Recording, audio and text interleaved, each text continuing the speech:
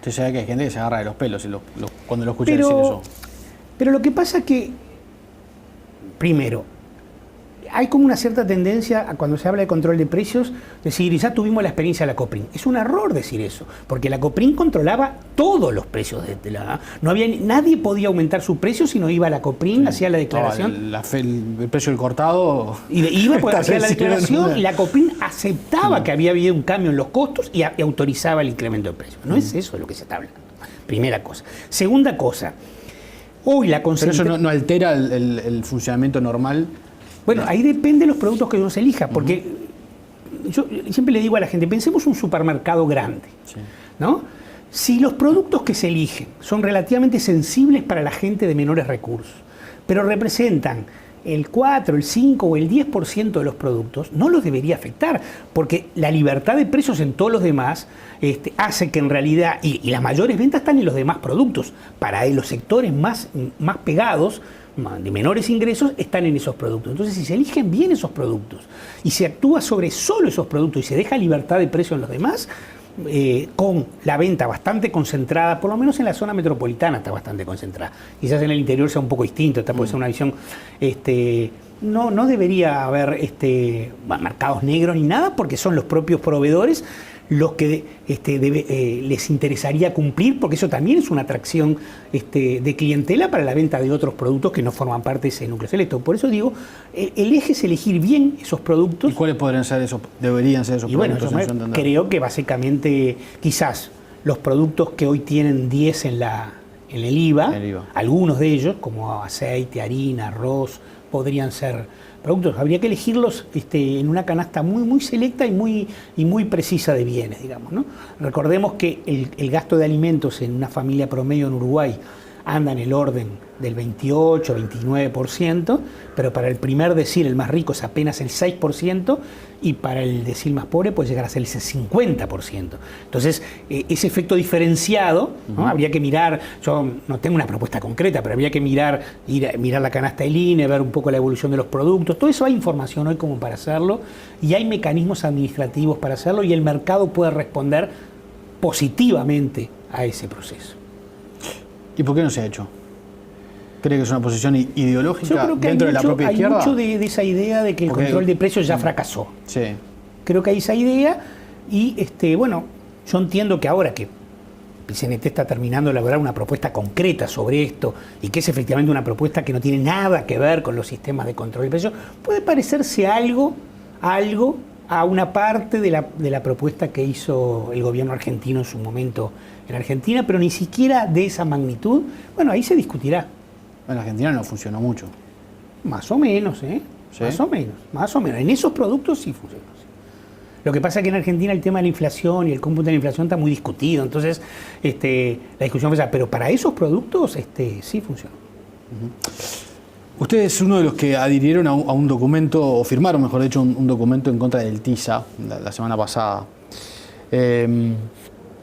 Con algunas consideraciones que son bastante graves, o por lo menos un señalamiento bastante grave al actual gobierno. ¿Por qué decidió firmar ese documento? ¿Cuáles son sus consideraciones? Bueno, mi postura política respecto a los tratados siempre fue contraria, digamos, ¿no? Sea de lo que sea. Los tratados de liberalización, sí. Sin demasiadas condiciones y entre desiguales, sí, sobre eso en general es una posición contraria. Lo fue con el TLC, que también se discutió en la interna de gobierno, había quienes estaban a favor y estaban en contra. La posibilidad de firmar un TLC estilo Perú, vamos a decir, que era el que estaba en ese momento en discusión, estuvo bastante cercano a firmarse. No se llegó a firmar, pero se avanzó muchísimo. Por eso, ¿no? La postura firme del entonces canciller Gargano, y también un grupo de gente que desde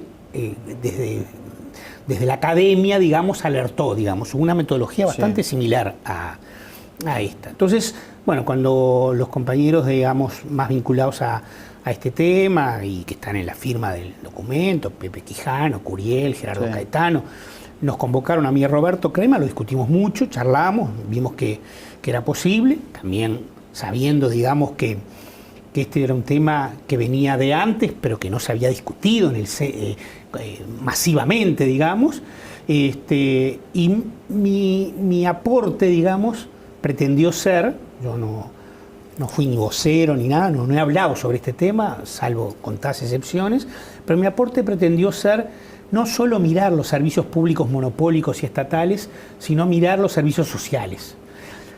Porque es verdad que esto es un acuerdo en el cual uno dice que quiere negociar. Sí.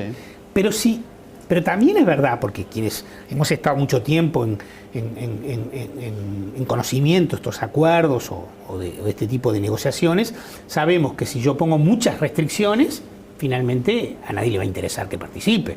Si yo tengo, por decirlo medio caricaturescamente, 10 rubros en los que pierdo y 3 en los que gano, o 5 o 6, no importa, y digo, mi lista incluye estos 6, sí. Las contrapartes... ¿Pero no es un riesgo que vale la pena correr? Porque, por ejemplo, también hay sectores, como por ejemplo la tecnología de la información, que les importa mucho que alcanzar este acuerdo, bueno, porque por dicen, eso, nosotros nos quedamos, por eso por fuera de un mercado. La declaración, entre otras cosas, dice, antes de presentar la lista, queremos que se discuta socialmente. Capaz que el resultado que se publica, se da una lista favorable. Es difícil. Porque Uruguay tiene la posibilidad de excluir sectores, ¿no? Claro, claro. Puede excluir, por ejemplo, las telecomunicaciones. Pero yo hasta ahora no he escuchado ningún otro sector al que teóricamente podría beneficiarse, que el sector de la informática y el software, que estamos hablando de que en 14.000 millones de dólares de exportación pueda representar 300, 400. Se habla que podría llegar al final del quinquenio a cerca de 1.000. No lo sé, no tengo información, pero hoy son 300, 400, o sea que estamos hablando de 3 puntos de la exportación. Entonces, la declaración busca abrir la discusión para que la lista sea socialmente definida, digamos, ¿no? Y bueno, y ahí se verá. Yo veo dudas que se pueda hacer una lista en condiciones de liberalización claro. Porque a diferencia del comercio de bienes, en que la liberalización es la caída del arancel y uno puede buscar algunas herramientas para arancelarias para proteger su producción, claro. Como claramente Uruguay utiliza, y la ley de promoción de inversiones es una herramienta para ello, y la reforma tributaria fue una herramienta para ello. En la liberalización de servicios, el principal herramienta es el trato igualitario al proveedor nacional, digamos, ¿no? Y eso, como yo lo he dicho alguna vez, en el caso de salud, nosotros excluimos a los seguros privados de la reforma, los excluimos. Absolutamente, por decisión de la ley, digamos, ¿no? Y entonces, en el caso de que hubiera que darle el trato igual, eso permitiría ingresar. Alguien me podría preguntar, ¿tendrán interés los seguros privados norteamericanos, europeos, en ingresar al mercado de la salud uruguaya? Bueno, tenemos, las mutualistas hoy tienen 2 millones de afiliados, con cápitas aseguradas, y yo no descartaría la competencia de los seguros privados por esa... sobre todo por la crema de ese grupo, ¿no? Claro. Por el sector que aporta más recursos, ¿no? ¿Quiere decir que usted cree que Uruguay debe estar en las negociaciones o debe retirarse de las mismas? Bueno, yo la verdad que no sé mucho, porque hay distintas versiones sobre cuál es el compromiso de sentarse allí. Sí. Yo lo que digo es que no hay que presentar ninguna lista ni positiva ni negativa antes de que eso se discuta internamente. ¿Por qué el documento habla de secretismo? Incluso utiliza en algún momento el término antidemocrático. ¿No es muy duro con el gobierno actual cuando es un tema que viene del gobierno anterior? Bueno, es una referencia en general al proceso, sí, yo que sé, puede ser, sí, puede serlo. Porque sí. Lo que ha dicho el canciller actual, Nino Boa, es... Sí. Tanto usted como Kramerman estaban en el gabinete anterior. Este tema surgió en 2013, es decir, no es una novedad. En mi caso no lo conocía, pero puede ser. No, puede ser, sí. A mí mi participación allí estaba más incentivada a la preocupación de abrir la discusión a conocer la lista previamente. Esa para mí es el principal centro de esto. Si es verdad, si es verdad, no, es verdad que esto funciona por listas, bueno, discutamos antes de firmar nada. Lo que ha dicho Novoa es que no se puede hacer público la discusión en este momento, que ningún tratado de este tipo se hacen públicamente. Bueno, pero la lista sí. Yo creo que Uruguay, antes de poner qué sectores va a comprometer eso, sí lo debería hacer. Esa para mí ese es el punto neurálgico central hoy.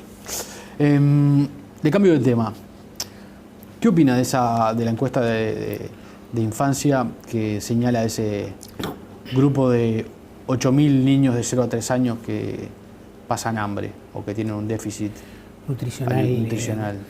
Yo creo que pensando... ¿Usted le diría hambre o le diría déficit nutricional? Porque algunos dicen, bueno, ahora hay un neologismo, puede ser, es digamos, un eufemismo, un eufemismo, hay que decirle las cosas como son.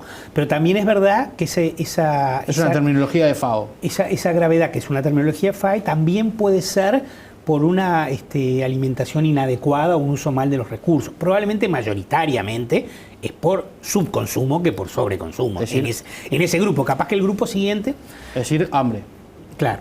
Entonces yo digo, bueno, si lo comparamos con los indicadores que nosotros tenemos, nosotros podemos comparar los dos indicadores últimos de ese estudio, el grave y el no grave, con indigencia y pobreza. Sí. ¿No? En el caso de pobreza, el indicador nutricional que sería asimilable a pobreza es un 14%.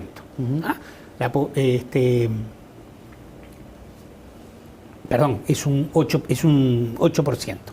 O sea que está por debajo de la línea de la pobreza. Quiere decir que en ese caso los aspectos alimentarios en la población que está bajo la línea de pobreza mejoraron más que el resto de los elementos, y eso es positivo. En el caso de la indigencia está por encima de la línea de indigencia, y por lo tanto eso significa que las personas que están en situación de indigencia tienen más problemas alimentarios que otros problemas de accesibilidad a otros bienes y servicios. Así que eso es así, o sea, hay una parte positiva, hay una parte negativa.